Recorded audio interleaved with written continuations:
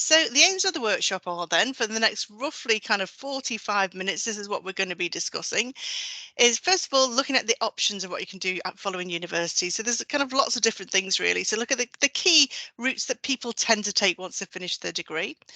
We're going to look at the benefits and the challenges of each option, so it can help you kind of weigh up which one's for you, which one do you think will be most suitable, and also to find out a bit more about the graduate job market. And Sophie's here as well to help us look at kind of identify where we can maybe look for jobs, how to get off our applications across in the best way, to sell ourselves in the best way, and also just general things to be aware from the point of view of an employer.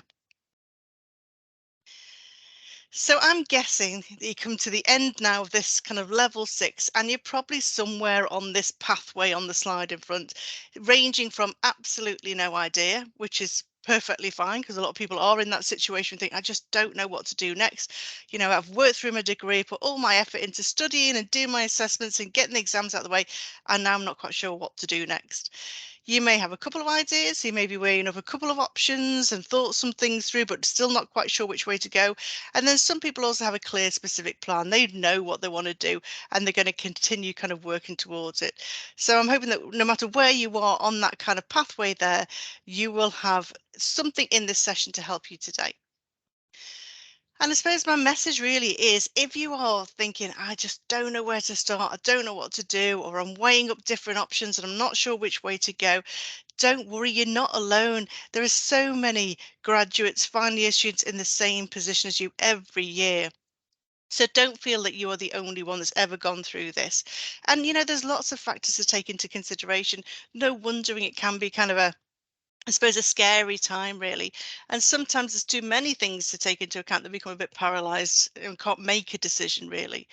So I suppose my advice would be just to do something. As a result of this session today, just do something to get the ball rolling, and it'll increase your confidence and it'll make you feel more positive about the kind of the future ahead as well.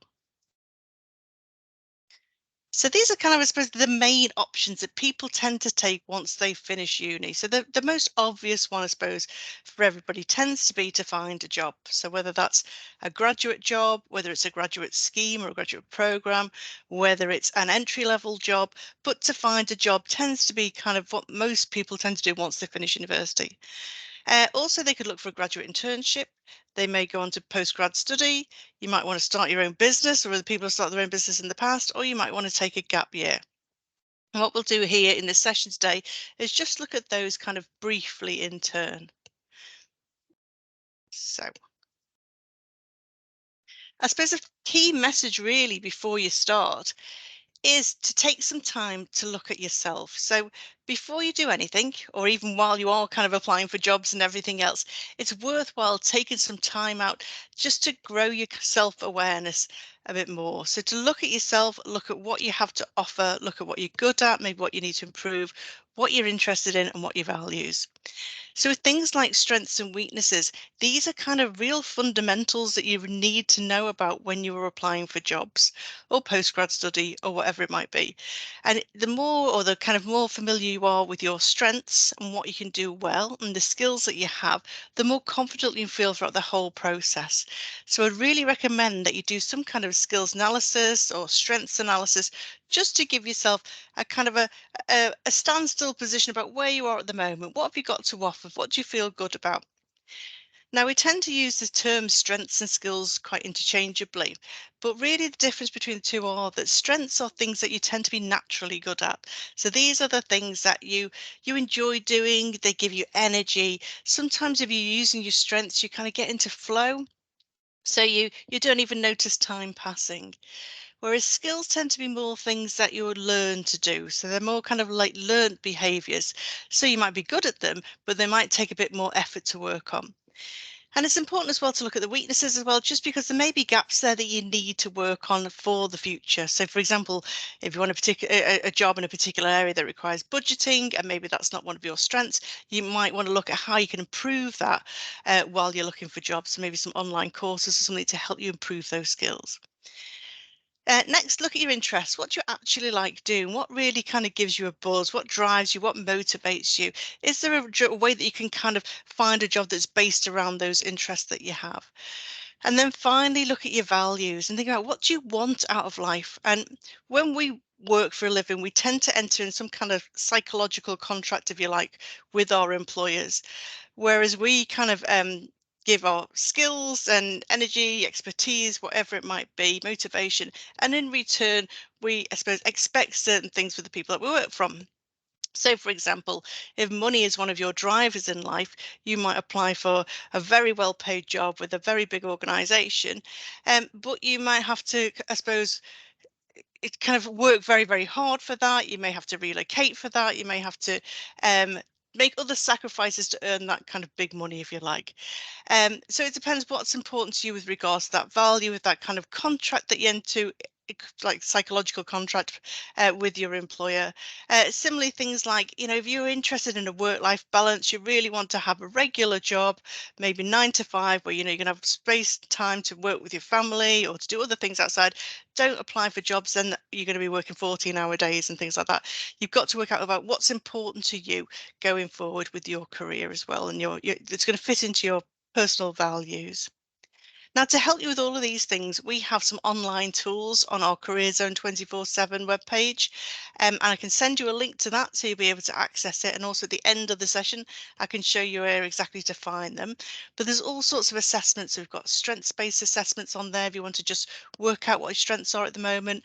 There's a motivations one on there if you want to work out kind of what's motivating you, what maybe kind of linking to your values, what's going to really kind of inspire you when you kind of work as well for a living. So there's lots of different assessments there that you can have a look at.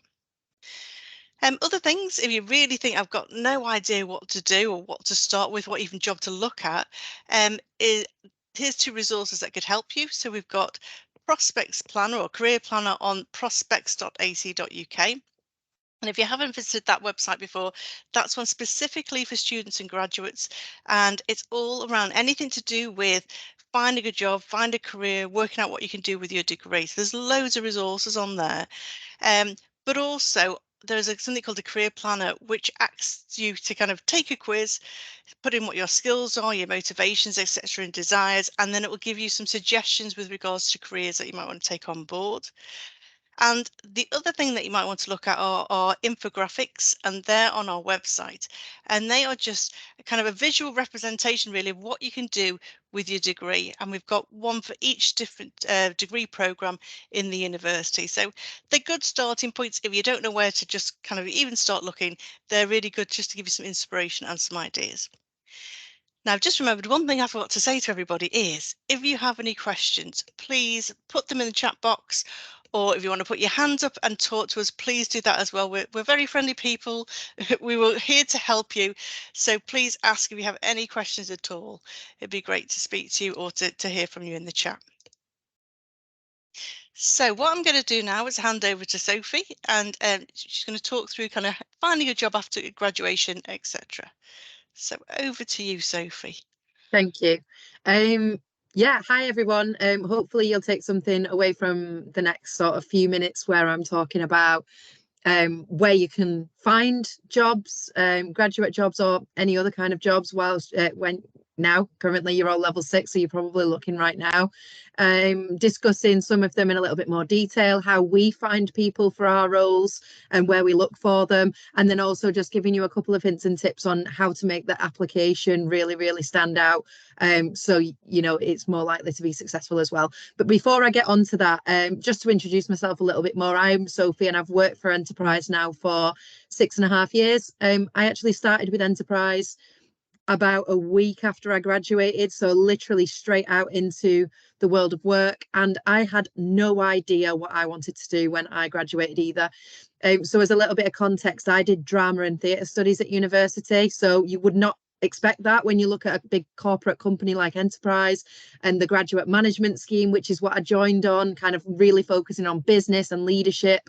But actually I wasn't set on my career aspects of it needed to link with my degree. I had absolutely no interest in being an actress or a teacher, which is typically the avenues you might go down if you have a drama and theatre studies degree.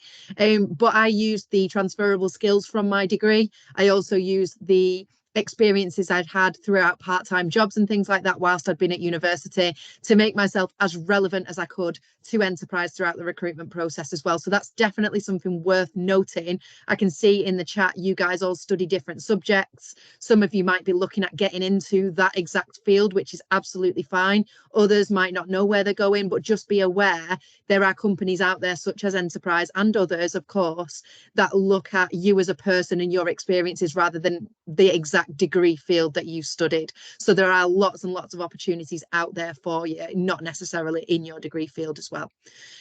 So I started as a graduate management trainee.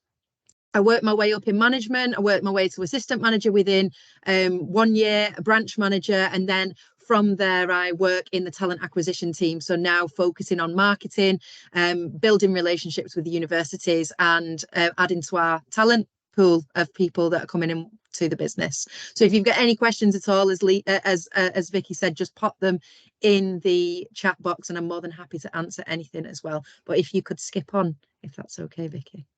Thank you. So first of all, where is it that you've actually been looking for jobs? Like if you have already been looking for jobs, if you want to put in the chat box where you've been searching, is it places like Indeed, Reed, you know, these big job boards that everyone knows about, Target Jobs, things like that? Have you looked on LinkedIn? Because that's actually a really good resource that people don't often think about for job searching, more kind of a business social media is what some other people might see it as. But actually thinking about that in terms of actually looking for jobs or reaching out to recruiters on there and things like that as well. So there's loads and loads of places. The job boards of your universities, a lot of graduate roles will be on there as well. Future placements, okay, cool. You might look at things like Rate My Placement, loads and loads of opportunities to kind of loads of places that you can look. So really just targeting where you're going to find the right companies, where you're going to find the right people to reach out to and things like that. And this takes us onto this. So one of your things that you can reach out to is your careers zone within your university, because often people like Vicky, other people that work in your careers teams will have lots and lots of different connections to employers. That's how they get us in to do things like this, because we have good working relationships. We try and hire as many students as we can that come through these kinds of events. So actually just reaching out to your careers teams within your universities, telling them what it is that you're looking for, seeing if there's any connections that they can pass on to you, seeing if there's any more events like this that you can attend to hear employers speak, and, you know, building connections off the back of those is a really, really good way of building that initial connection to companies that have graduate opportunities and things like that. LinkedIn and social media. So I've mentioned this already. We use LinkedIn in more ways than one to get people to apply for our roles. So for one, there's something that we use called LinkedIn Recruiter. So we will kind of use the searching fields to look for people that are relevant. They might have had customer service experience. They might have an interest in business or management. They might have a sporting background, because often we look for people that might have a sporting background, as it shows they're competitive, they work well in a team, all things like this you wouldn't necessarily know employers are looking for. And we will kind of reach out to people on LinkedIn Recruiter and say, you know, we've got a grad role. This is what it's all about. Have you got an interest? And then from the back of that, we'll help you through that application process. So that's just one way you can use LinkedIn, putting yourself as open to work, so recruiters know it's acceptable to reach out to you about roles that they might be offering. That's one thing that you can do to proactively put yourself out there as, I'm looking for work, please reach out to me. Another way is using connections. So if there's a particular company that interests you, then, you know, use that search bar, connect with people that work at the company, reach out to them, connect with them, message them, even saying, how can I get in, you know, how can I get into your company? Have you got any advice? Loads of things like this really, really help. So it's not just using your LinkedIn to write a post and say, oh, I'm open to, you know, I'm looking for a job, but actually putting yourself as open to work, reaching out to these people that could be of a real help to you, as well as your careers teams being on there as well, and being able to direct you to people on LinkedIn the same way as they can through the career zone. So that's definitely something worth knowing, as well as making your LinkedIn look as attractive as you possibly can to employers. So making sure that you have that A-star kind of profile that's going to attract people, making sure your picture's on there, making sure that any part-time work that you've done is on there, or internships or volunteer work or whatever it is that you've done, just making sure that's on there. Making sure that your obviously your university degrees on there. Just really using all of the fields that are on your personal LinkedIn to attract people to you. As I said, I filter by things like management, customer service, sales, things like this. So the more you've got on your application, the more chance you've got of coming up in one of those searches that companies will be doing for people. So I hope that's helpful in how you can use LinkedIn. And again, open to questions if you want to type anything in the chat box. So before you apply, my biggest tip is do your prep. So whether that is to Enterprise or any other company out there, the biggest piece of advice I've got is do your prep before you interview, or before you even apply, not just before you might get an interview. To do this, obviously, there's things like the careers website that you can use. If you were to go on Enterprise's careers website, for example, you wouldn't need to go anywhere else, because everything you can find on there about the company will help you through your application, even tips on the application itself.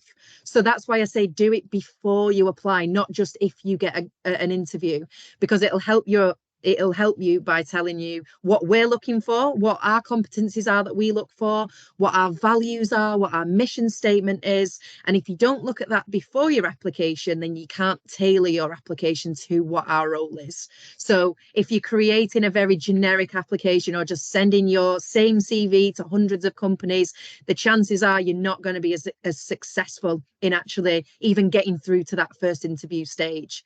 So there's some tips on here in doing the research on the company and area of work that you're considering. So again, that can be done on LinkedIn. It can be done on a careers website. It can be done by reaching out to people. It can be done by attending events such as this, where you can find out more about certain companies, and reaching out to your careers teams as well. Fully understanding the job description and the specification of the job that you've applied to is really, really key, because it allows you to tailor that application or the CV that you send and make you more relevant, I suppose. Instead of you just kind of copy and pasting the same application across multiple different sectors and job roles, you're actually showing the recruiter or the person that's reading that application that you are looking for this type of role. You're showing us that you've got the relevant experience that role might be looking for. You are showing us of any transferable skills that you would be able to transfer over to that role that you might have learned through university, or anything else that you've done. So just really, really understanding that role is key, and understanding that you're actually eligible to apply. There's absolutely no point in putting your heart and soul into an application for that application to be rejected because you don't meet the specification of that job.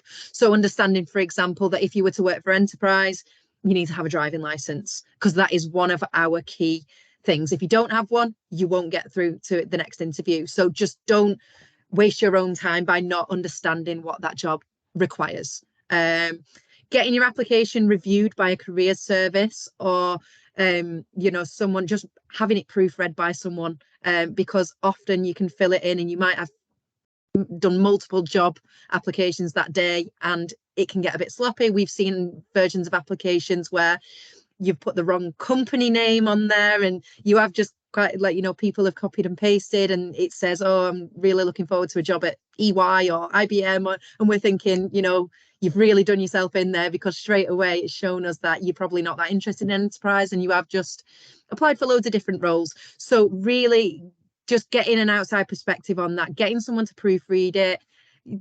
They will give lots of indications that you might not have even thought of that you do. Like I mentioned before, sports teams, anything extracurricular that you've done that would be attractive to an employer that you wouldn't necessarily think of. This doesn't necessarily link to Enterprise, but practicing like psychometric testing and things like that, attending a webinar about that, if that's one of the processes that a company goes through with their application. It's not something that enterprise do, but a lot of companies out there do things like that. And there is tools that you can use that are out there to help you prepare for these stages of the interview process as well. Practice interview questions. A good way of doing this again is going through the careers page of whatever company you're applying for, looking at the competencies that they assess by. So, for example, a couple of the soft skills that we look for at enterprise are flexibility, leadership, and work ethic, to name a few. So, if you know there are competencies, you'll know from that there's likely going to be a question around leadership in there. There's likely going to be a question about your work ethic. So really understanding what that company's looking for, and then you're able to come up with examples that you can use throughout that recruitment process just by doing that little bit of extra research and practicing those interview questions, whether that be with someone in the careers team, whether it be one of your peers or a family member. Just even to yourself, I've done it before where I've practiced interview questions to myself, and it's just kind of understanding what might be asked and being prepared, being as prepared as possible for that.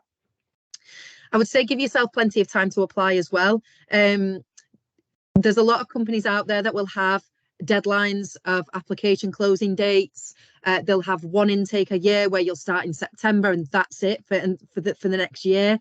You'll have companies like Enterprise that hire all year round, so there is no deadline. But I would still say give yourself plenty of time to apply for these roles. So don't look when you've graduated, look now, and you can apply now and get through that recruitment process, so you know that when you have graduated, you've got a role secure, so you're not having to worry and panic and all of these things. So just doing what you can. I know it's hard when you've got exams and things like that. That might not be your priority, but just having that in the back of your mind that actually it's never too early to start looking.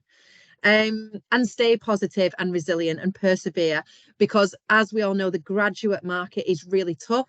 I think there was a stat, in fact it's on the top of this slide, sorry, that for every graduate vacancy there's roughly 50 applications that apply. So it is tough, and you might get rejected from the first job, but just having that resilience to be able to persevere, pick yourself back up, realize, maybe ask for feedback and see where you went wrong or where you could improve, and then using that going forward to your next interview. So not letting it defeat you, but actually learning from that experience and really, letting that take you forward in being successful next time as well. Can we have the next slide, please? So the difference between applying for a job and applying for a graduate level career, I suppose, there's a few things to just consider in being able to kind of stand out in that process. Making your application or your interactions with a company really impactful from that first page, from the application process, as it's something that a lot of companies use systems that will pick out keywords, and you will go through just off being selected by a computer. So just making sure that you're having an impactful from that very first application. You're being impactful, you're telling us about all of those amazing things that you've done throughout university, not missing anything off. If you're thinking, should I put that in, is it relevant, just put it in. If you can see transferable skills from that, then put it in there. Tailor it to your target audience. I've already mentioned that, so I'm not going to go into much detail, but don't copy and paste your application to lots of different companies. Make it specific by doing your research. Having those example-based questions ready. So anything that you've done, if a company's looking for customer service experience and you've worked with people in the past, just have an example ready. They might ask you about opportunities you've had working with people, so tell them about a specific time you've worked with people. Same with leadership. You might have never had a leadership role, which is absolutely fine, but you might have done a presentation or a module at university which had you step up and kind of manage people or delegate. So just really thinking about things you can talk about in that interview. Obviously achievements highlighted, that goes without saying.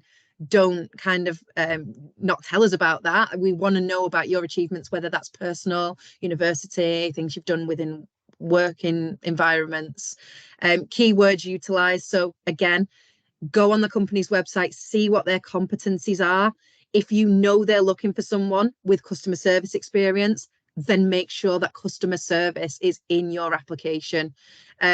Same with anything else. Flexibility. If you are a flexible person, make sure it's in your application, because some systems that companies use will pull out keywords. They'll have certain keywords that they're looking for in their applications, and if they don't see them keywords, you might get rejected. So really doing your research and having those in your application will help. Error-free goes without saying. Get it proofread. Don't be making silly mistakes like, wrong company names, spelling errors, things like that. Just proofread, spell check, everything like that. Have it structured. So our application, for example, we ask for specific things. If it's a CV, it's slightly more difficult. You've got more reign of how this looks, and how it appeals to employers. Just make sure it's professionally laid out and structured. So if you're listing jobs that you've had on there, make sure that they're in order. Make sure you're making aware of how long you worked there, for example, and just making it easy readable, I suppose. Keep it concise and informative. Don't waffle. Don't be full paragraphs in a thing like an application. Maybe bullet point. Get your point across. As us as enterprise, we actually read applications. We have a team of people that read applications. We don't have systems that self-select people out. So we don't want to, we want it to be concise. We want to see what you've been able to do, but we don't want to be there all day reading it. So yeah, next point was bullet points, and research and prep, as I've already covered, so I won't go into that again. But they're just some tips to make that graduate level application successful. If we can skip along. So this is just a bit of an insight as to what our application looks like. So I've mentioned a lot about that online application. That will look different at different companies. Some might be online applications, some might be a CV. Either way, make it relevant, as I've mentioned. We then have a virtual interview. So we always have our virtual interviews on Microsoft Teams with a talent acquisition specialist like myself. So it's not a panel or anything like that. It is a competency-based interview. I've mentioned that word competency quite a lot, but that is how we assess people. So we have our 6 competencies. We ask questions based on that, and we ask you for examples on times you have demonstrated those competencies. And then we have a branch visit, which is a very hands-on part of the process where you go into one of our local branches, you meet a team of people, you meet the area manager, and you have a day in the life of. So you would see exactly what you'd be doing in that role. You'd have an opportunity to ask questions to members of staff doing the same thing that you would do, and you have an opportunity to speak to customers and sell yourself while you're there as well. That was replaced we replaced that. We used to have an assessment centre, which was like a simulated version with group tasks and individual tasks and things like that. But we now have the branch visit instead of that. Whereas you'll have application processes across other companies looking very different. As I mentioned, there might be psychometric testing. There might be pre-recorded video interviews, which are a little bit scary. You might have panel interviews, assessment centres, as I mentioned, we used to have. So just making yourself aware of the application process you're getting into, even if you don't know and it's nowhere online, just at that first point of contact with the recruitment team, ask what am I expecting? What is the next stage? How do I know how do I know when I've got the role? It just helps you understand the process a little bit more, and it takes a bit of that anxiety away as well. If you could skip on. Thank you. And these are the 6 competencies I've mentioned so much. So these are on our website. So I always say, if you've done your prep, it's very apparent to us, because you'll have been on your on the company's website. You'll have seen what we assess for, and you will be prepared with the answers at that recruitment interview. You will have also probably mentioned, hopefully most, if not all, of these things as keywords in your application as well. So whether it's enterprise or a completely different company, finding out what they're looking for, reading that job spec will really help you throughout that recruitment process, and actually being able to prepare yourself for what's to come throughout that recruitment process as well. And the next slide. So one tip I always have is, throughout the recruitment process, throughout any interview that you do, use this technique, because it helps keep your answers concise. It helps you stick to the point and deliver examples that are relevant to the question that you've asked. So you probably all heard of this, but just in case you haven't, it's setting out an example-based question answer in this format. So setting the situation. I always use as an example very quickly. A customer service question that we ask is, tell us about a time that you have had an angry customer and tell us how you resolved that situation. So I would say, set the situation. So first of all, I worked in a restaurant and I was waiting tables. So straight away, I've set my situation. The task I was doing, I was going over to the table to make sure that everything was okay with the food that they received. I've already set my task. The customers explained that actually one of the foods came out later than everyone else's, and they were all cold, so they weren't happy with that situation. So my action was, I apologized profusely to the customers. I explained that we were having a little bit of technical issues in the kitchen. I asked them how they would like me to move forward. Would they like all the meals replacing? Would they like some discount off their meal? Would they like free drinks, free desserts? I asked them how they would like that situation resolving. And the result was they explained they would be really happy with a 15% discount, and that would ensure that they would return to the business. So again, I apologized about the situation. I offered them 15% off their menu, and they ensured me that they were completely satisfied with the customer service received and that they would be returning customers. Done. So I've answered the question.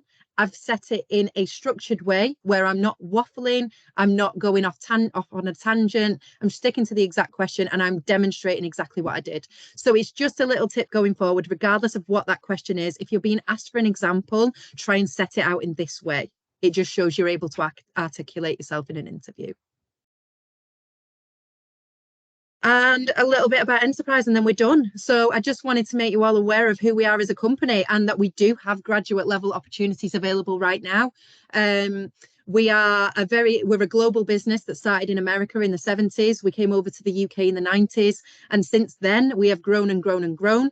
We are opening new branches weekly in the UK. We've got over 470 branches in the UK. So lots of opportunity for, anywhere in the country. We've got over 1.7 million vehicles worldwide, which makes us the largest transportation company in the world. Over 100 countries with over 80,000 employees, which is quite impressive. We have over 10,000 fully staffed branches across the globe as well. And we're turning over an annual revenue of 23.9 billion US dollars, which just shows the scale of the company. You probably wouldn't know just passing your local enterprise of how big the operation is. But it's actually the 9th largest private company according to the Forbes list in the USA as well. So some quite impressive facts and statistics there about Enterprise, just showing you the scale of the company and why we hire so many grads each year. And just in the UK alone, we hire around 1,000 graduates just in the UK Ireland alone, and that's per year. So loads of opportunity. If any of you are interested or want to know more, on the next slide is just my contact information. It's not. Sorry, I'm lying. I forgot how many slides I sent. On the next one, if you want to scan the QR code, that will just allow me to know where I met you. And then you can contact me off the back of an email I'll send to you with a little bit more information as well. Or you can just directly email me at my email address that's on the screen there. But thank you for listening. I hope I've not bored you all to tears, and hopefully you will take some of those tips that I've given you on board and use the things around you to help you find those job searches as well. But if anyone has any questions, feel free. And if not, I will hand back to Vicky. Thank you so much, Sophie. Has anybody got any questions just before Sophie shoots off? Unfortunately, she can't stay for the whole of the webinar. She has commitments. So please let us know in the chat box. Are there any questions at all that you'd like to ask about the application process, where to look for the jobs, working for Enterprise, anything like that?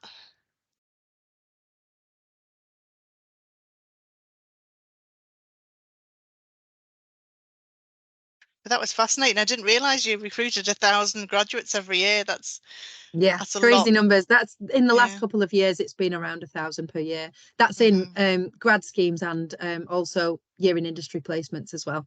Right. Okay. But And did, like you said, is it an ongoing role in recruitment then? So it you're is. always looking for people.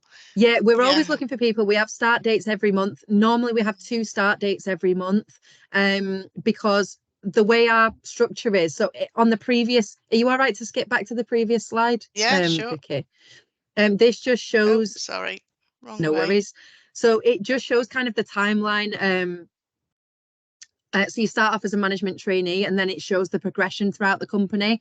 So normally when people start in 10 months, they will be promoted to management assistant, which is the next one along.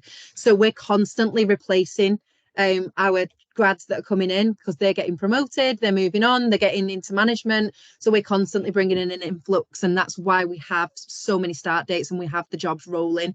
Mhm. We don't actually hire externally for any role apart from Right. the management trainee scheme. So I started on this management trainee scheme. I'm now in the talent acquisition team. So I've worked my way up to branch manager on there. And then I worked my way into the human resources management team. And that's where I am now.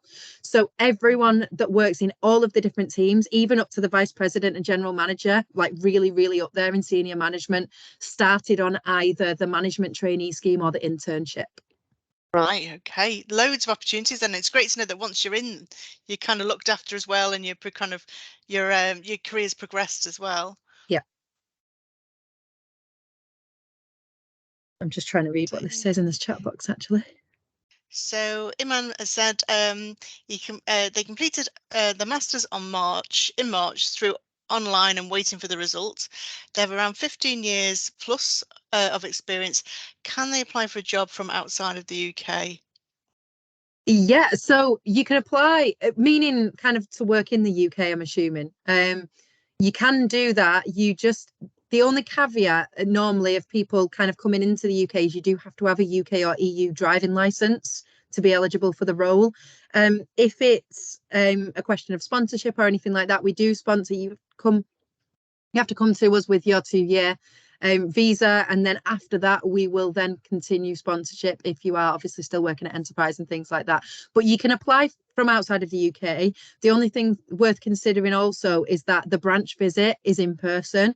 So if you get through to that branch visit stage, we would have to have you come over and kind of meet the team and continue that interview process. You can interview for the first step and actually apply from anywhere though. Yeah. Brilliant.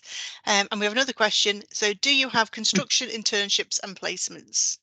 Unfortunately, no. So as I mentioned, kind of we are kind of like a one-stop shop when it comes to graduate opportunities. In all of our graduate opportunities are in management. So it's all about kind of learning a business, how that business operates. So you would learn every aspect of that when it comes to kind of everything, including customer service and sales, marketing, finance, fleet logistics, account management. There's loads and loads of stuff that goes into running our businesses. So the initial training is learning all of that on the job whilst doing it in one of our branches, and with the end goal of getting promoted into a management position. So nothing specific in construction, unfortunately. Okay. Any more questions? Anything else anyone would like to know? No, don't worry if you don't get a chance to think of a question now. If you think of something later on, I can pass on Sophie's email address and also that QR code as well, so you can get in touch with her directly after the session as well. So thank you so much for your time. That's been brilliant. You're welcome. Thank you, and hopefully you'll get some queries after the session today. Yeah. Thank you very much Lovely. for having me. Anytime, Sophie. Thanks so much. Thanks. Bye. Bye-bye. Bye. Bye. So everybody, I'm just going to continue on with the webinar today. So that was kind of quite a big chunky session, I suppose, all around kind of where to look for jobs and how to apply for jobs once you've graduated. What we're going to do now is just look at a few other things that might be of interest to you. So I know someone mentioned graduate futures placements before, and we do have some available at the moment. So if you're not sure what graduate futures placements are, we have a team of people who organise placements with local small to medium sized businesses in the Liverpool area, so Liverpool City region. And they are at the moment they're advertising summer placements and also some graduate placements. And I think the graduate placements last for 6 months. The summer placements last for about 20 hours a week over 10 weeks. So there are live opportunities now if that's something that you might be interested in doing. They're paid opportunities as well. So I think they're £10.80 an hour.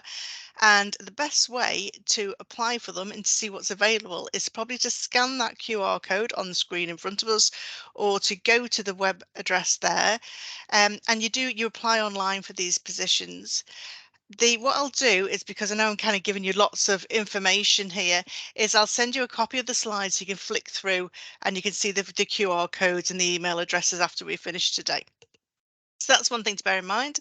I don't know if anybody's already signed up with Unitemps, but if you don't know, we have a student recruitment agency specifically for LJMU students and graduates called Unitemps.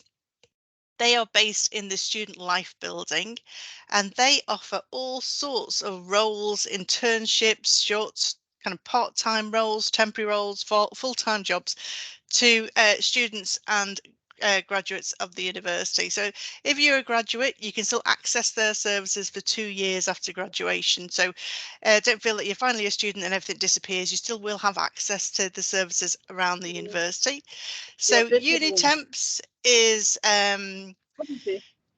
offers all sorts of things. It also offers other types of I think the only one let me I said just was it also offers kind of internships from that aren't graduate futures internships as well. So the whole variety of things on there.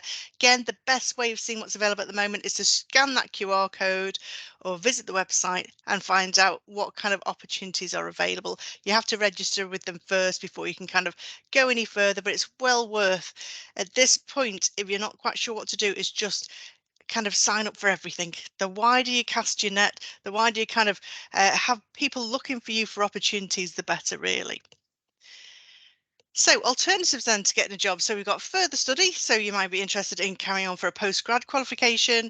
You might be interested in working for yourself, or you might actually decide, I want to take some time out and go and travel and do something else. So with regards to further study then, the benefits are great because graduates and postgraduates actually are proven to earn a lot more in their lifetime than someone without a graduate qualification, a degree qualification, or a postgrad qualification. So it's well worth having. It can help you progress to a higher level. It helps you enter like a particular profession. So, for example, if you want to be a lawyer, you have to do that kind of postgrad qualification. Afterwards, if you want to be a teacher, you have to do your PGCE. That's the only way through it, really, although there are certain alternatives.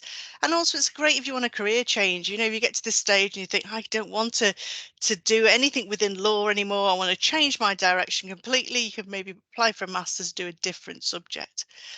The challenges are, though, that they are expensive, but there are loans to help you.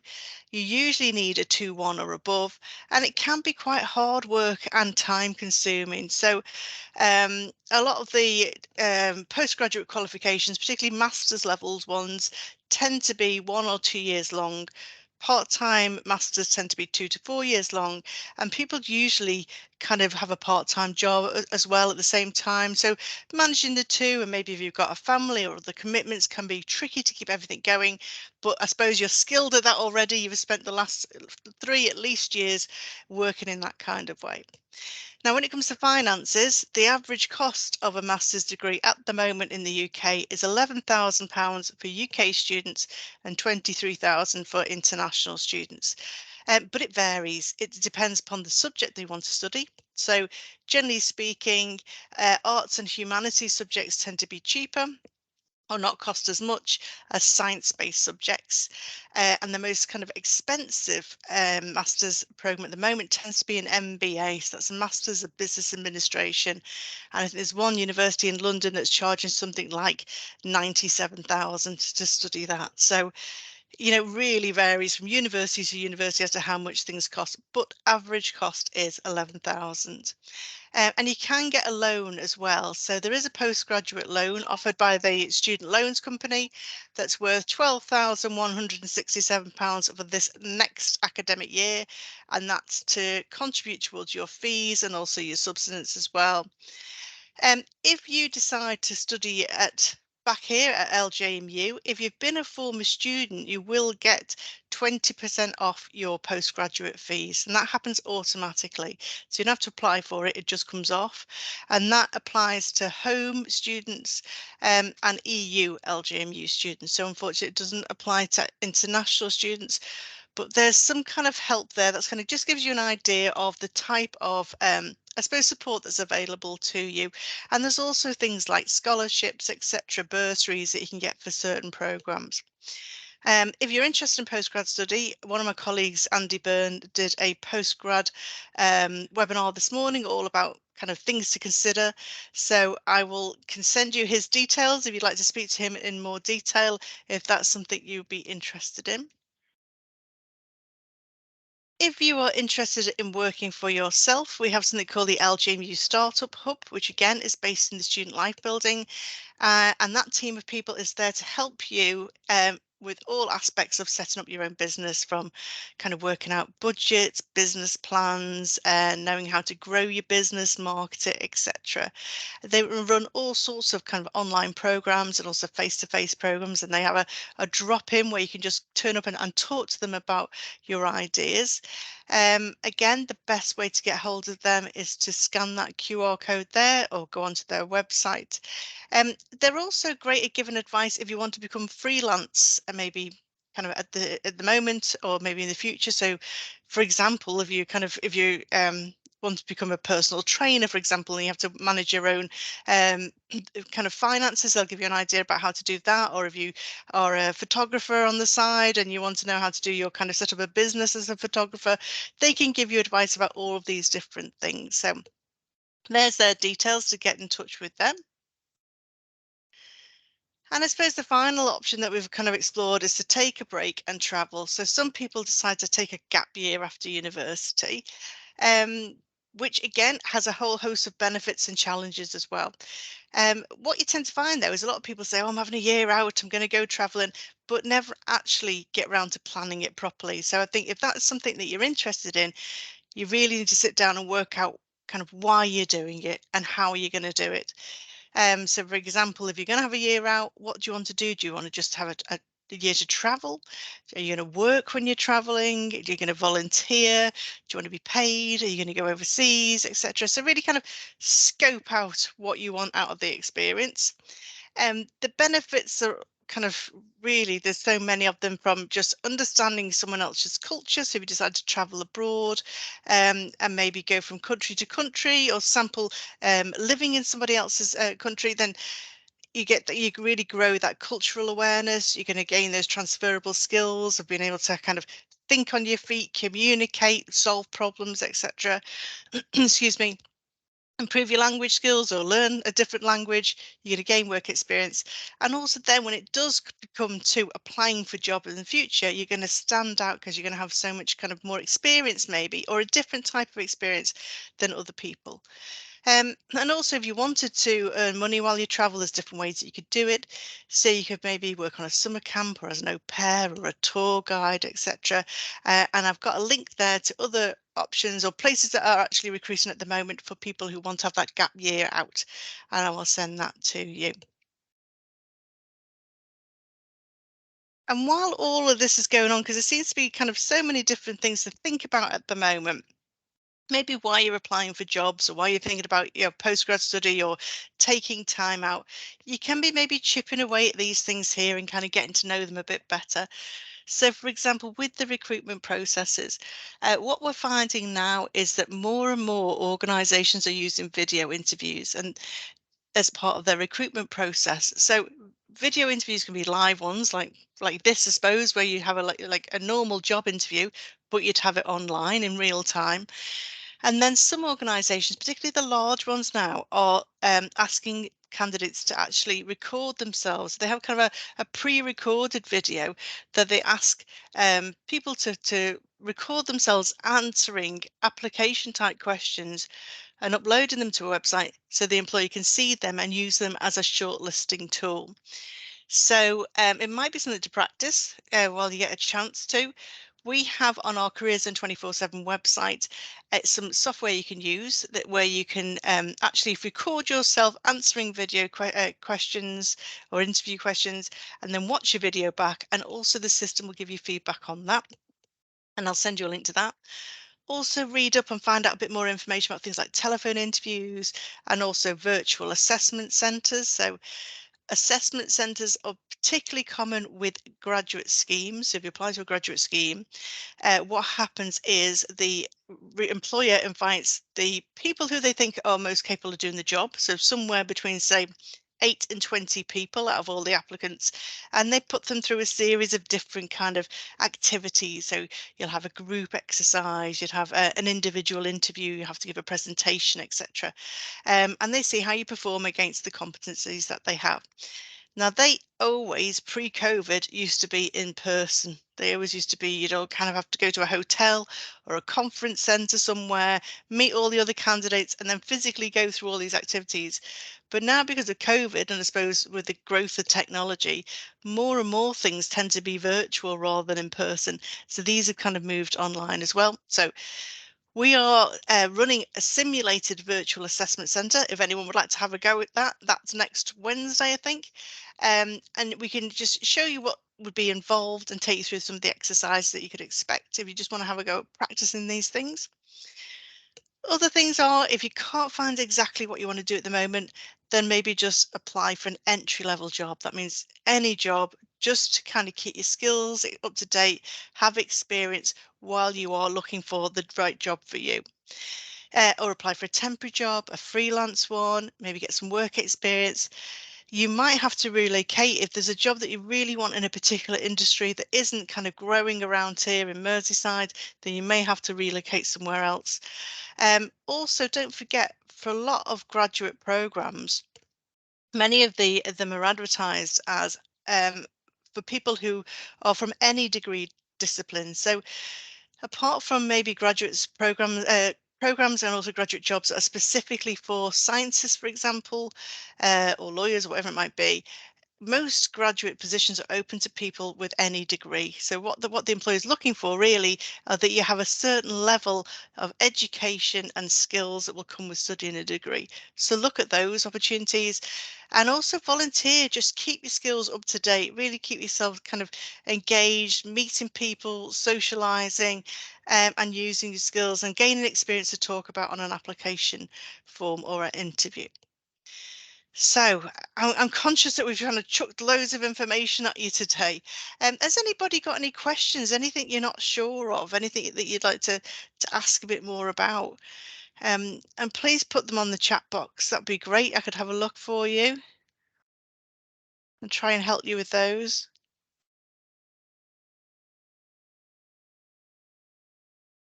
And maybe just while everyone's having a think, let me just explain to you as well.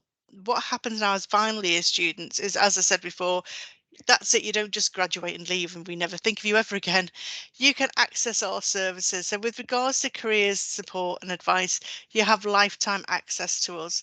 So once you've graduated, if you still need help with things like your interview skills and you want a mock interview, or you want someone to look at an application form or give you CV advice, you are more than welcome to come back and use our facilities, and meet with the members of staff where please come back and see us.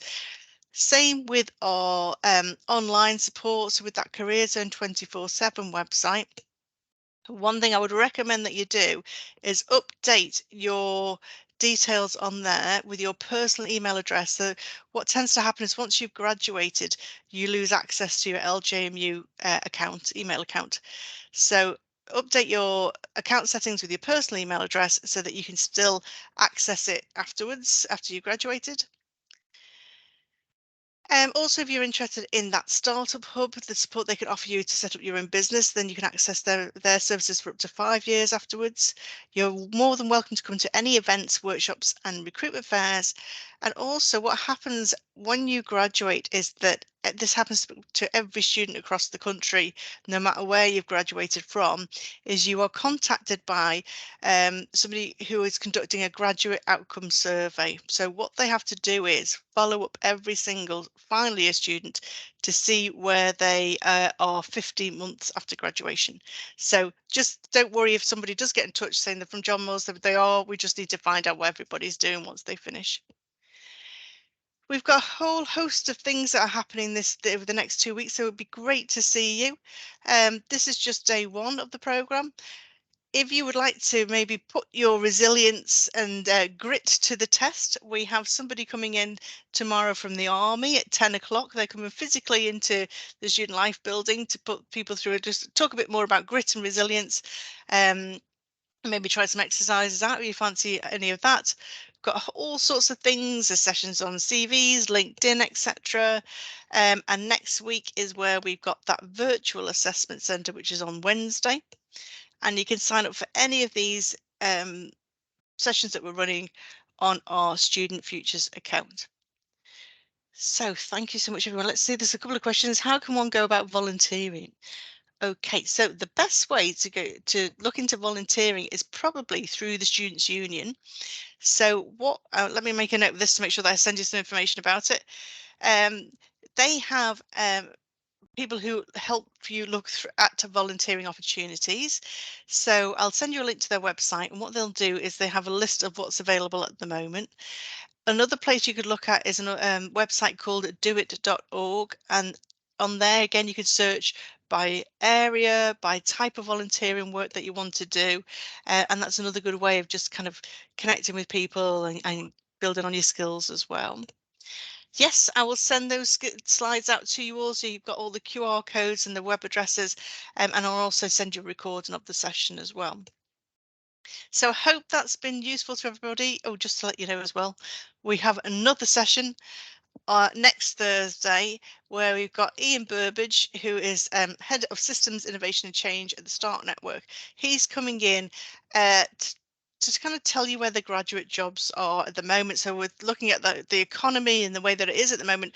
Where are the graduate jobs? Which areas are growing really? So it'd be great if you want to come along there. Please feel free, come and see it, come and attend that. And as I said, if you have any questions, please come and see us in Student Life building, or give us a call or email us as well. So thank you so much. It's lovely to see you all. I hope that's been useful, and maybe I'll see you at another webinar over the next couple of days. So thank you. Bye. Bye. Thank you.